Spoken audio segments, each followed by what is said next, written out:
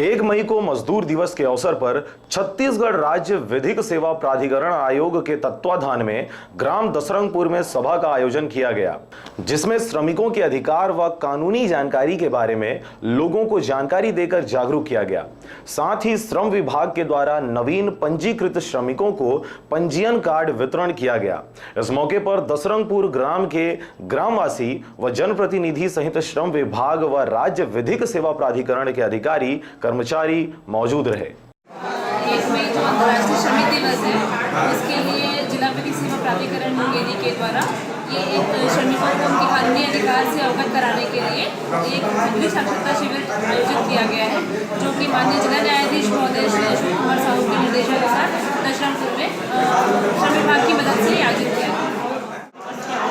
श्रम विभाग और विधिक सेवा प्राधिकरण के सामंजस्य से यहाँ पर एक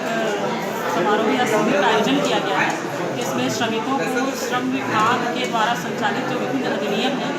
और उनके जो अधिकार हैं उनकी जानकारी दी गई है। जैसे न्यूनतम वेतन अधिनियम है, समान वेतन अधिनियम है, बाल श्रम अधिनियम है, बंधुआ श्रम निवारण अधिनियम है,